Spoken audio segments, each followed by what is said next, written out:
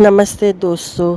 आज चलिए जानते हैं, आपने बहुत सारे उपाय कर चुके होंगे, आपने बहुत कुछ देख चुके होंगे। तो चलिए जानते हैं। आपका स्वागत है एस्ट्रो साइन चैनल में। यदि आप चाहते हैं सावन में आप एक दिन नहीं, सावन के सोमवार प्रदोष नहीं, यदि आप चाहते हैं प्रतिदिन शिव जी की पूजा करना चाहते हैं, यदि आप चाहते हैं जॉब करते हैं, बिजनेस करते हैं, पर आप सुबह पूजा नहीं कर पा रहे, तो ऐसा क्या उपाय करें जिससे शिव जी प्रसन्न हो, आपकी हर एक मनोकामनाएं पूर्ण करते जाए शिव जी। आप चाहते हैं कि सब लोग सुबह चढ़ाते हैं, आप लाइन में नहीं लग पा रहे मंदिरों में भीड़ों के कारण, तो आप चाहते हैं कि संध्या के समय शिव जी को कैसे मनाएं कि शिव जी आपकी हर एक मनोकामना पूर्ण करें। सावन के महीना जो है तो शिव जी को समर्पित होता है, ये हमें सभी को पता है। इस दौरान शिव जी पूरे धरती का भार संभालते हैं।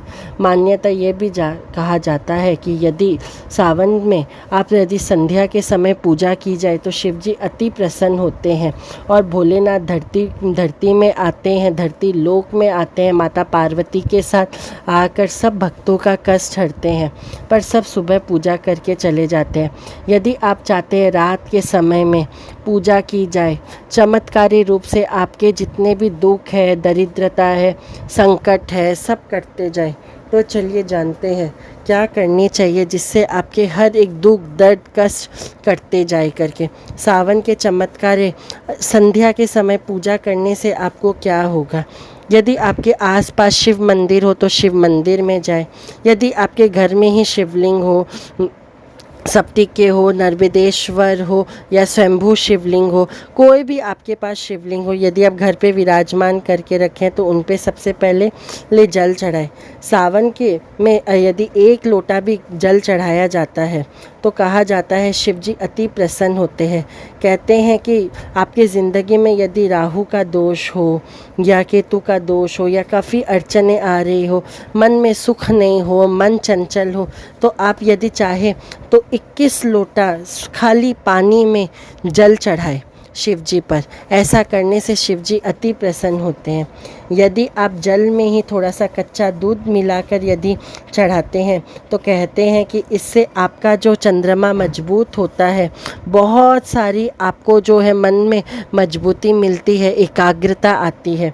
यदि आप सावन में कच्चा दूध साथ में थोड़े से काला तिल डाल के चढ़ाते हैं तो इससे आपके शनि देव यदि आपके कुंडली में अड़चन डाल रहे हो या आपके रुके हुए सारे कार्य बनाते हैं, यदि आप सावन में यदि हो सके तो आप 1-1 लोटा के साथ नहीं, 2 लोटा लेकर स्वयं 2 लोटा पे यदि आप जल चढ़ाते हैं शिव जी पर, तो आपके जो भी अड़चन है, रोज के कार्य में जो भी आपका दोष लग रहा हो, इस जन्म में नहीं पिछले जन्म के जितने भी दोष है वह शिव जी काटते हैं। एक साथ आपको 21 लोटा का जल दोनों हाथों में जल डालकर ओम नमः शिवाय का जाप करते हुए आपको करना चाहिए। और साथ में ही संध्या के समय आप जल चढ़ाने के बाद एक घी का दीपक जलाएं। ये घी का दीपक जलाने से आपकी आर्थिक तंगी दूर करते हैं शिव जी। साथ में यदि आपके समय में धन की संबंधी हो तो शिव जी कष्ट काटते ही जाते हैं और माता पार्वती आप पे कृपा ज़रूर बरसाती है उस समय। और वहीं पर दीपक जलाने के बाद आपको जो है शिव जी का ओम नमः शिवाय या शिव गायत्री का आप जो चाहते हैं उनका माला करें। यदि हो सके तो ओम नमः शिवाय का आप संध्या के समय 11 माला प्रतिदिन पूरे सावन में करें। ऐसा करेंगे तो शिव जी आप पर अति प्रसन्न होकर आपकी हर एक मनोकामना पूर्ण करेंगे। उसके बाद शिव जी को जो है भोग लगाए।